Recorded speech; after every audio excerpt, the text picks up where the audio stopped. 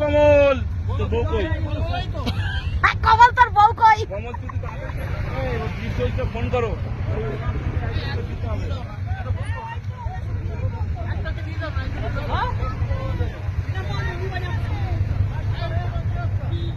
আমরা এই গাড়িটাতে উঠেছি আর এই দেখো বন্ধুরা সব লোग तुम्हारा भाई साहब देखो मस्ती में है। तो चलो बाहर घूमेंगे और तुम लोगों को दिखाएंगे। ধুলো দেখো, ধুলো সবার আগে ধুলো গুলো দেখো।